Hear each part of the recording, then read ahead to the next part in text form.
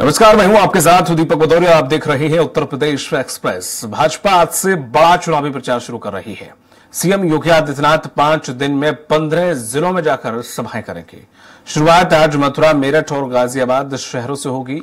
आम चुनाव 2024 के पहले चरण के लिए नॉमिनेशन प्रक्रिया का आज अंतिम दिन है। पहले चरण में यूपी की 8 लोकसभा सीटों पर मतदान होना है। इनमें सहारनपुर, कैराना, मुरादाबाद, रामपुर, मुजफ्फरनगर, बिजनौर, नगीना और पीलीभीत शामिल है। वहीं मुरादाबाद से नामांकन करवा चुके डॉक्टर एस.टी. हसन की अब रामपुर सीट से चुनाव लड़ने की चर्चा है। हालांकि उन्होंने मंगलवार को मुरादाबाद से नामांकन करवाया था, मगर अब आजम खान की करीबी रही रुचि वीरा मुरादाबाद से चुनाव लड़ाने की तैयारी होने और आज लखनऊ में सपा की बड़ी बैठक है। इसमें मेरठ की प्रत्याशी को भी बदलने पर चर्चा होनी है।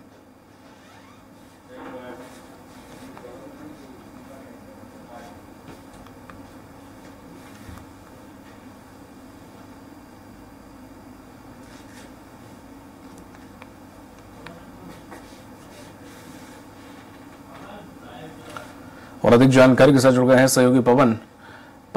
जिस तरह से आज से शायद शुरुआत कर रही हैं, यहाँ पर ताबड़तोड़ 15 दिन तक रैलियां चलेंगी अन्य शहरों में। क्या कुछ चुनाव की रूपरेखा तैयार की गई है? क्या कुछ व्यवस्थाएं की गई हैं? किस जाति विशेष या किस एज ग्रुप या क्या टारगेट करने का मकसद या ब्लूप्रिंट यहाँ पर बीजेपी ने तैयार किया है? जी दीपक, देखिए, मुख्यमंत्री योगी आदित्यनाथ इससे पहले भी हर जिले में 2 से 3 बार उनका दौरा लग चुका था।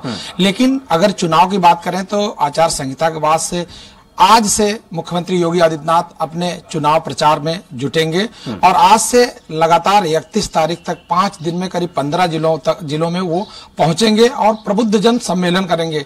ये प्रबुद्ध जन सम्मेलन के माध्यम से हर जिले में जो वहां के गणमान्य लोग हैं, वकील हैं, डॉक्टर हैं, इंजीनियर हैं या पत्रकार हैं या जो भी वरिष्ठ लोग हैं, उनसे वो वार्तालाप करेंगे और उत्तर प्रदेश सरकार या केंद्र सरकार की उपलब्धियों के बारे में बात करेंगे। उनकी क्या कमियां हैं, क्या खामियां हैं, जिसको अभी आगे सुधार करना है और किस तरह से हमको बात करना है। चूंकि इससे पहले उत्तर प्रदेश सरकार में जब नगर निगम के चुनाव हुए थे, उस समय योगी आदित्यनाथ ने प्रबुद्ध जन सम्मेलन के माध्यम से भाजपा को काफी लाभ पहुंचाया था।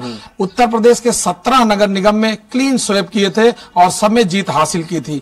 तो उसी तरह से इस बार आज से 5 दिनों तक लगातार 15 जिलों में योगी आदित्यनाथ के प्रबुद्ध जन सम्मेलन कार्यक्रम लगाए गए हैं और आज से मथुरा और मेरठ और गाजियाबाद में आज 3 जिलों में उनका प्रबुद्ध जन सम्मेलन कार्यक्रम लगा हुआ है, जिसके माध्यम से उन लोगों के बीच में जाएंगे, उनसे वार्ता करेंगे और भाजपा के पक्ष में माहौल बनाएंगे। इससे पहले भी योगी आदित्यनाथ ने लगभग सभी जिलों में 2 से 3 बार दौरा किया था, लेकिन आचार संहिता के बाद चुनाव प्रचार के रूप में आज से वो लगातार प्रबुद्ध जन सम्मेलन के माध्यम से लोगों के बीच में रहेंगे। दीपक, बिल्कुल पवन, जिस तरह से बीजेपी की और नेताओं की हम बात करें तो चुनाव की रैली में कुछ उनका खास पैटर्न रहता है, लेकिन योगी आदित्यनाथ का थोड़ा सा यूनिक पैटर्न रहता है। जैसे हमने पिछले कुछ चुनाव में देखा कि बुलडोजर खड़े करवा दिए गए प्रतीकात्मक तौर पर कि आगे क्या भविष्य होगा, या चुनाव के तौर पर एक बड़ा अच्छा स्टंट का काफी तारीफ भी हुई और अच्छा माइलेज भी उसने गेन किया। वो एक अनोखा उन्होंने एक्सपेरिमेंट किया। तो इस बार भी कुछ इस तरह की कुछ योजना या फिर क्रियान्वयन कुछ देखने को मिलेगा इस प्रचार के दौरान कि सीएम योगी आदित्यनाथ के साथ कुछ ऐसे एलिमेंट, कुछ ऐसी चीज रखी जाए जो कि उनके प्रचार को और ज्यादा निखार कर लोगों तक पहुंचाने की कोशिश की जाए?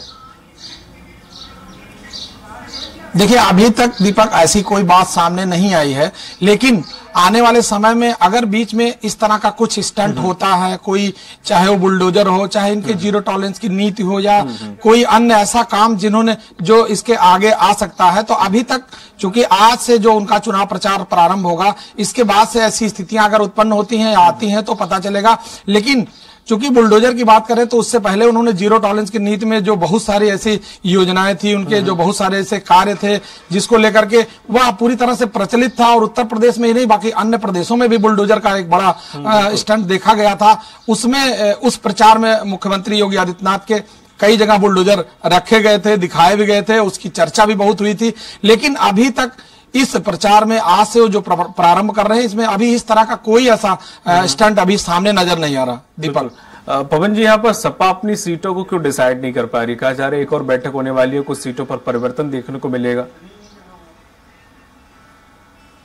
देखिए, सबसे बड़ी बात है कि भारतीय जनता पार्टी ने जिस तरह से अपने प्रत्याशियों को टिकट दिया, जिस तरह से उतारा है, इसी ठीक सामने समाजवादी पार्टी इस बात का हमेशा से ध्यान रखती है कि हम ऐसे प्रत्याशी को उतारे जो पूरी तरह से टक्कर दे सके। इसको लेकर के भारतीय जनता पार्टी के जो प्रत्याशी उतारे जा रहे थे उसके इंतजार में अभी तक उहापोह की स्थिति बनी हुई थी, चूंकि वो लोग गठबंधन के माध्यम से अपने प्रत्याशी उतारना चाहते थे जिससे कि भारतीय जनता पार्टी के प्रत्याशी को पूरी तरह से टक्कर दे सके। इसीलिए कुछ ऐसी सीट है जिसपे अभी तक समाजवादी पार्टी अपने प्रत्याशी नहीं उतार पा रही है और मन नहीं बना पा रही है। वो कहीं न कहीं से मंथन चल रहा है कि हम किसको प्रत्याशी बनाएं जिससे कि भारतीय जनता पार्टी को कहीं न कहीं से उनके प्रत्याशी को मात दे सकें। इससे पहले भी अभी गठबंधन की बात करें तो लगातार पिछले कई महीनों से गठबंधन बैठक कर रहा है, बात कर रहा है, और गठबंधन से बहुत सारे लोग टूट भी रहे हैं, तो सही निर्णय नहीं ले पा रहे हैं। क्योंकि उत्तर प्रदेश में भारतीय जनता पार्टी ने 2017 के बाद से जिस तरह से माहौल बनाया है, उसके बाद से समाजवादी पार्टी कहीं नजर नहीं आ रही है। जी दीपक, तमाम जानकारी साझा करने के लिए आपका बहुत बहुत शुक्रिया पवन।